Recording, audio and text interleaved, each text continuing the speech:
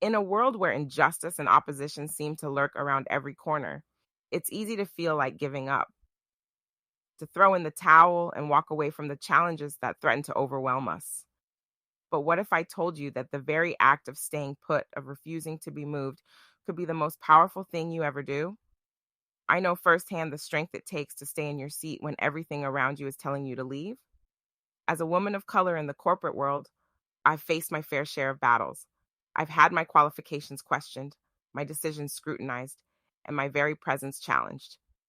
But through it all, I've learned that true power lies not in running from adversity, but in staring it down and saying, I'm not going anywhere. When I started my career with Sheraton Hotels, I was full of optimism and determination. They told me I could become a general manager within 10 years, and I was ready to prove them right. I relocated multiple times, worked tirelessly, and slowly climbed the ladder. But as the years ticked by, that promised promotion remained just out of reach. It took me 16 long years to finally achieve that goal. And when I did, it felt like the beginning of a new battle, not the end of an old one. Suddenly, everything I did was under a microscope. My decisions were questioned, my leadership was doubted, and my very presence was seen as a threat. I faced opposition at every turn, but I refused to back down. You see, I knew I had earned my place at that table. I had worked twice as hard and waited twice as long as anyone else in that position. And I was determined to use my hard won influence to make a real difference.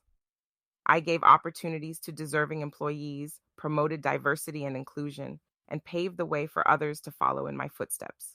And then, just like that, it was over. 3 bosses later, a gentleman walked in and removed me from my position on the spot. It was a devastating blow, but as I walked out of that office for the last time, I held my head high because I knew that my time there, however short, had mattered. Through this experience and others like it, I've learned that staying in your seat is about more than just stubbornness or pride. It's about having the courage to stand up for what you believe in, even when the whole world seems to be telling you to sit down. It's about surrounding yourself with people who understand your struggles and can offer guidance and support. I was fortunate to have an incredible network of women who had faced similar challenges, including a mentor who had blazed the trail before me as one of only 6 African American women to hold a general manager position at a major hotel chain. Their wisdom and encouragement gave me the strength to keep going when times got tough.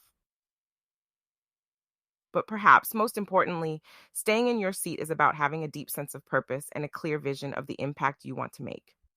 When you know exactly why you're there and what you're fighting for, no amount of opposition can shake you. And make no mistake, the opposition is real. Recent studies have shown that women, particularly women of color, face significant barriers to advancement in corporate leadership roles. According to a 2020 report by McKinsey and Company, only 21% of C-suite executives are women, and women of color hold just 4% of those positions. The disparities are even more pronounced in male-dominated industries like hospitality, where women hold only 12% of leadership positions despite making up over half of the workforce. But in the face of these daunting statistics, we cannot lose hope. We must continue to fight for our seats at the table, not just for ourselves, but for the generations of women who will come after us. So I challenge you today to get crystal clear on your purpose and the impact you want to make in the world. Surround yourself with a supportive network of people who believe in you and your mission. And most importantly, cultivate the inner strength and resilience to stay firmly planted in your seat, no matter what storms may come. Because when we refuse to be moved, when we persist in the face of opposition and injustice, we don't just change our own lives. We change the very fabric of society. We create ripples of impact that will be felt for generations to come. So I ask you, what seat are you called to occupy? What difference are you here to make? And what will you do to stay rooted in that purpose, no matter how hard the winds of adversity may blow? The path ahead may be difficult, but I believe with every fiber of my being that it is worth it. Because when we stay in our seats, when we claim our rightful place at the table and refuse to be silenced or sidelined, we become a force for change that cannot be ignored. We become the trailblazers, the ceiling breakers, the ones who dared to dream of a different way. And in doing so, we light the way for others to follow. So let us go forth from this place with renewed courage and conviction. Let us take our seats with pride and purpose, knowing that our presence matters and our voices deserve to be heard. And let us never, ever give up on the vision of a world where every person, regardless of gender or race or background, has a seat at the table and a chance to make their mark. Because that, my friends, is the power of staying put. That is the power of perseverance and resilience. And that is the power that will change the world.